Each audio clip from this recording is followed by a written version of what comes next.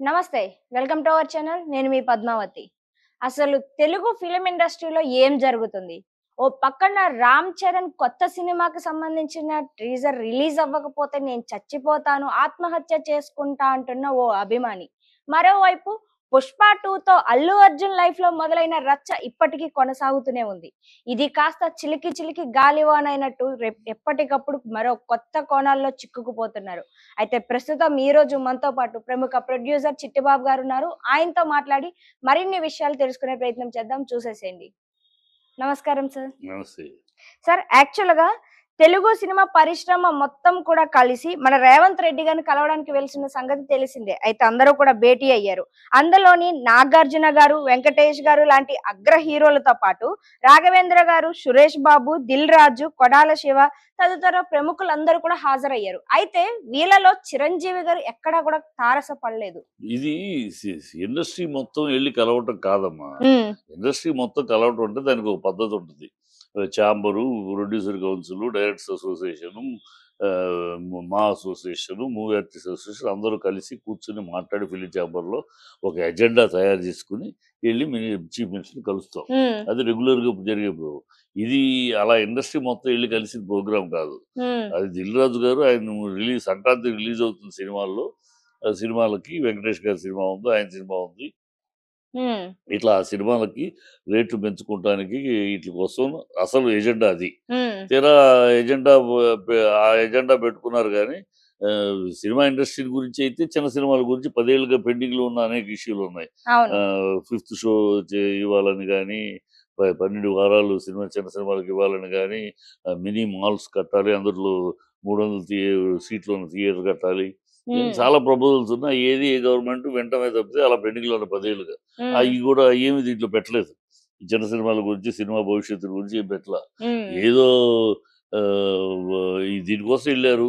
అది ఎంటర్ అయ్యేటప్పుడు గేట్ లోపలికి ఎంటర్ అయ్యేటప్పటికే అదేం లేదు ఇవ్వమని చెప్పేసారు. హ్మ్. ముందే. సో, వీళ్ళ ఏ ఉద్దేశంతో ఎళ్లారో అది మ మ మసక బారిపోయింది. హ్మ్. సో, ఎళ్ళాం గనుక పుష్పగుచ్చాలిచ్చి నమస్కారాలు పెట్టి ఏదో మాకు ఆహ్, అది కావాలి, అది హాలీవుడ్‌ని స్థాయికి తీసుకెళ్ళాలి. ఇయన్నీ మామూలు మాటలు. హాలీవుడ్ స్థాయికి తీసుకెళ్ళాలి. అవును. ఈ ఉన్న ప్రపోజల్స్ ఇంతవరకు ఒకటి చేయలేదు. ఇంక ఈ ప్రభుత్వాలు ఏం చేస్తాయి? ఇయన్నీ హ్మ్. అయ్యే పనులు కావు. ఊరినే మాట వరుసకు అనుకోవాలంతే. హ్మ్. ఒట్టి చేతులతోటి కాకుండా మేము ఈ ప్రపోజల్‌తో ఎళ్ళామని చెప్పుకుంటానికి 4, 5 ప్రపోజల్‌లు చెప్పారు తప్పితే, హ్మ్. యూనివర్సిటీ నాగార్జున గారు ఒక యూనివర్సిటీ కట్టాలని ఇయన్నీ చెప్తున్నారు తప్పితే ప్రాక్టికల్‌గా నిజంగా ఇండస్ట్రీకి అవసరమైన ముఖ్యమైన అసలు బేసిక్ లేకుండా హాలీవుడ్ ఎళదామనంటే ఎట్లా? చిన్న హ్మ్. సినిమాల బతుకేంటి తెలియకుండా cost of cost of budget ఎలా కంట్రోల్ అవ్వాలి? హ్మ్. ఆ రూల్స్ అయన్నీ కావాలి గదా!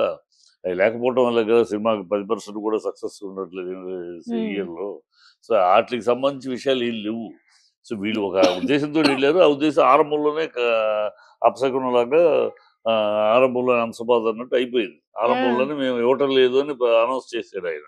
ఇక వెళ్ళే పర్పస్ ఊరినే కలవటమే. హ్మ్. ఊరినే కలవటి వంగి వంగి నమస్కారాలు పెట్టుకొని వచ్చారు. ఆయన పెద్ద కండిషన్స్ పెట్టేసాడు ఆయన మహానుభావుడు. హ్మ్. సీఎం తన ఇగో తీరింది.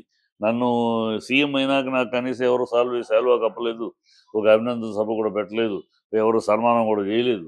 హ్మ్. ఇండస్ట్రీ తరపున ఎవరు నన్ను పెద్దగా గౌరవించలేదు అని కొంచెం ఈగోలో ఉన్నాడు. ఆ హ్మ్. ఈగో సాటిస్ఫై అయింది. అందరూ హ్మ్. ఎళ్లారు ఆయన దగ్గరికి. ఉన్నవాళ్ళు కొంతమందైనా ఎళ్లారు. హ్మ్. ఎళ్లి ఆయనకి శాలువాలు కప్పి పుష్పగుచ్చాలు ఇచ్చి వంగి నమస్కారాలు పెట్టారు. ఆయన ఈగో తెలియదు. కొన్ని కండిషన్స్ పెట్టాడు పనికిరాని గద్దర్ అవార్డు అని గద్దర్ అవార్డు ఏమైనా ఆలోచన ఉందా? ఏదో మాట్లాడేయటం తప్పితే దానికి మాట్లాడిన అర్థం పర్థం లేకుండా గద్దర్ అవార్డు అన్ని అవార్డులకి గద్దర్ పేరు మీద నంది అవార్డు బదులు గద్దర్ అవార్డు ఏంటి? గద్దర్ గారి పేరు మీద ఒక గొప్ప అవార్డు ఇవ్వండి. ఆయన పేరు మీద మహానుభావుడు. ఆయన పేరు మీద ప్రతి సంవత్సరం ఒక అవార్డు ఒక ఒక విశిష్టమైన వ్యక్తికి ఇవ్వండి. అవును. అలాగే గద్దర్ అవార్డు ఒక ఉన్నాయి కదా! ఒక రఘుపతి వెంకయ్య గారి అవార్డు, దాదాసాహెబ్ ఫాల్కే అవార్డు, నాగేశ్వరరావు గారి జీవిత సాఫల్య అవార్డు. ఇలా ఉన్న అలాగే ఒక అవార్డు బ్రహ్మాండమైన అవార్డు. సంవత్సరానికి ఒకళ్ళకి ఇప్పుడు నాగేశ్వరరావు జీవిత సాఫల్యుడు ఒకసారి అమితాబ్ బచ్చన్, ఇంకోసారి రంజిత్ ఇట్లా ఇవ్వట్లా. అవును. అట్లాగే బ్రహ్మాండమైన ఒక అవార్డు పెట్టండి ఇవ్వండి. హ్మ్. ఆయన పేరు మీదే మొత్తం అవార్డులంటే కష్టం. ఎందుకంటే ఆయన ఒక ఫిలాసఫీ. ఆయన ఫిలాసఫీ మావోయిస్టులు, నక్సలైట్లు.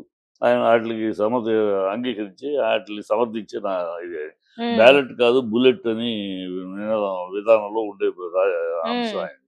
అది అందరికి ఆమోదయోగ్యం కాదు కదా! ఆయన పేరు మీద ఇస్తే ఎట్లా తీసుకుంటాం? ఇప్పుడు ఆయనకి ఆమోదం కాదని నంది అవార్డు ఇస్తే తిరిగి ఇచ్చేసాడు ఆయన. ఇండస్ట్రీకి తిరిగి ఇచ్చారు. అవును. నాకు వద్దు అవసరం లేదని. సో, అలాంటి ఆయన పేరు మీద ఇస్తే మిగతా వాళ్ళందరూ ఎలా తీసుకుంటారు? ఒక ఫిలాసఫీ అది. ఆ ఫిలాసఫీ ఆయన అందరికీ అందుబాటులో ఉండే ఫిలాసఫీ కాదు కదా! అవును. ఒక వర్గానికి చెందిన ఒక వ్యక్తిని తీసుకొచ్చి ఆయన పేరు మీద అందరికి అవార్డులు ఇస్తామంటే ఎట్లా అది? అది కరెక్ట్ కూడా కాదు. ఆయన పేరు మీద ఏమిస్తారు రేపు? ఓ మంచి బెస్ట్ ఎంటర్‌టైన్‌మెంట్ మూవీ అని ఇస్తారు. ఎవ్రీ ఇయర్ ఉంటది. అది ఇస్తారా? ఆయన పేరు ఆయన ఫిలాసఫీకి దానికి విరుద్ధం. అవును. ఎలా ఇస్తారు? ఇవ్వరు. సో, ఇక అవార్డ్ మీరు ఇవాళ నంది అవార్డ్ పుచ్చుకోవాలన్న బదులు గద్దర్ అవార్డ్ పుచ్చుకోవాలంటే అందరూ కమ్యూనిస్టులు, మావోయిస్టులుగా మారాలా? అవును. అసలు అలాంటి సినిమాలు తీయాలా? సో, ఇది అలా అనాలోచితంగా ఏదో మాట్లాడారన్నమాట. అలాగే హ్మ్. గవర్నమెంట్ పెట్టిన కండిషన్ ఒక్కటి కూడా దుర్మార్గమైన దౌర్భాగ్యమైన అనాలోచితమైన కండిషన్. ఇది కుల వివ కుల విభజనకి మేము ప్రాపగాండ చేయాలి. ఎట్లా చేస్తాం? అది హ్మ్. మీ రాజకీయ అంశం అది. అది దేశం మొత్తం అంగీకరించిన అంశము కాదు. అన్ని పార్టీలు అంగీకరించిన అంశం కాదు. ఒక కాంగ్రెస్ పార్టీ అంశం అది. కాంగ్రెస్ పార్టీ ఎత్తుకున్న ఒక రాజకీయ అంశం. అవును. ఆ రాజకీయ అంశానికి, ఆ కులగణన అంశానికి మమ్మల్ని సపోర్ట్ చేయమంటే ఇవాళ మీరుంటారు, రేపు పోతారు. హ్మ్. మీరేం రాజకీయ పార్టీలు శాశ్వతం కాదు కదా! అవును. కనుక మీ పాలసీని మమ్మల్ని ప్రమోట్ చేయమంటే ఎట్లా అది? యెస్. మీ యెస్. రాజకీయ అంశం అది. రాజకీయ అంశంగా ఉండాలి. దానికి మమ్మల్ని అనటం కరెక్ట్ కాదు కదా! హ్మ్. తర్వాత గుడులు, గోపురాలకి మీరు ఇన్వెస్ట్‌మెంట్లు చేయాలంటారు. ప్రజలు మిమ్మల్ని ఎన్నుకున్నారు. మీకు అధికారం ఇచ్చారు. మిమ్మల్ని టూరిస్టులు విషయాలు డెవలప్‌మెంట్ అయి మీరు చూసుకోవాలి. మీ బాధ్యత మీ భుజస్కంధాలపై ప్రజలు పెట్టిన బాధ్యత అది. దానికి మమ్మల్ని డబ్బులు ఇవ్వమంటారేంటి? మీరేమో డబ్బులు దోచుకుంటారు.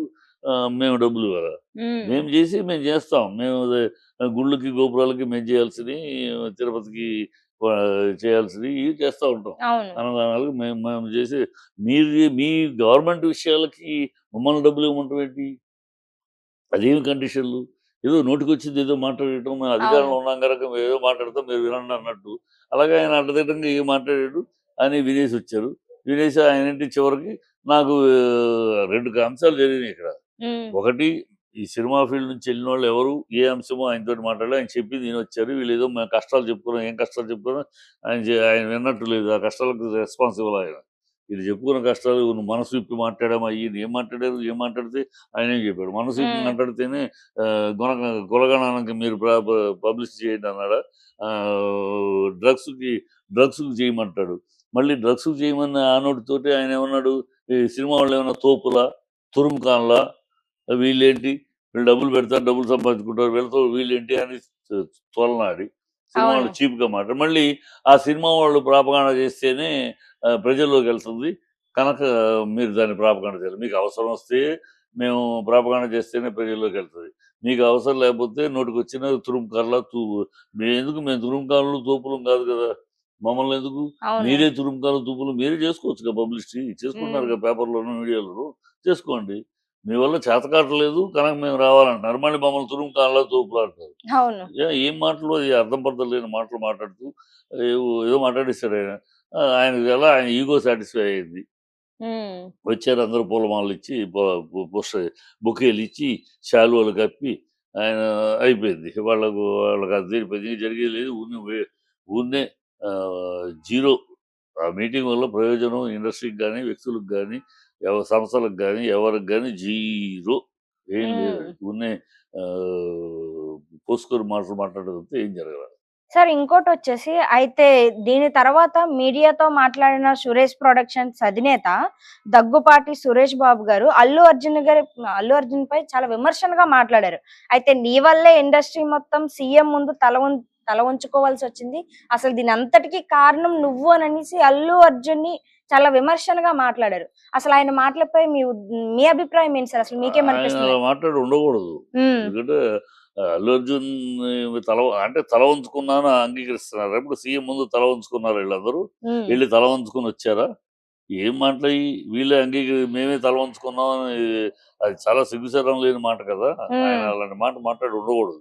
తల హ్మ్. వంచుకోవాల్సి జరిగితే ప్రభుత్వం అనవసరంగా మన మన కుటుంబంలో ఒక సభ్యుడిని హ్మ్. అనవసరంగా లాగి హరాస్ చేస్తా ఉంటే, హ్మ్. దాన్ని నీ వల్ల తప్పు అనంటే, అందుకని వీళ్ళకి అడ్వాంటేజ్ అవుద్ది. రాజకీయ నాయకుల ముందు మనం అలా మాట్లాడితేనే వాళ్ళకి అలుసవుద్ది. హ్మ్. అందుకని మీరు తోపులా, తురుముకాళ్ళా అని మాట్లాడతారు. రాజశేఖర రెడ్డి గారు కూడా గతంలో ఏదో స్థలం అడిగితే మీ దగ్గర లేని స్థలమా, మురళీమోహన్ దగ్గర లేని ప్లాంట్స్ అవును. అని అన్నాడు ఆయన. సో అందుకని వాళ్ళ దగ్గర మనమే తక్కువ చేసుకుని మాట్లాడితే వాళ్ళు మనం ఇంకా తక్కువ చేసి మాట్లాడతారు. కనుక సురేష్ గారు ఆ, ఆయన ఎందుకు మనం మాట్లాడాడో తెలియదు కానీ ఉండకూడదు, తప్పదు. అయితే ఇంకోటి వచ్చేసి సీఎం రేవంత్ రెడ్డి మరియు సినిమా ప్రముఖులు భేటీపై హీరోయిన్ పూనం కౌంటర్ స్పందించింది. ఏమనంటే ఈ మీడియా చూస్తుంటే, ఈ మీటింగ్ చూస్తుంటే అసలు ఇండస్ట్రీలో ఏ మహిళకి కూడా ఎటువంటి ప్రమాదం లేదా, ఎవరు ఏ ప్రాబ్లమ్స్ ఫేస్ చేయట్లేదా, అంటే హీరోలకి ఏమైనా అయితే ఇండస్ట్రీ ఈ గవర్నమెంట్ ఒకటి అవుతారు కానీ మాకేం రారా అని ఆ అంటున్నాం. పూనం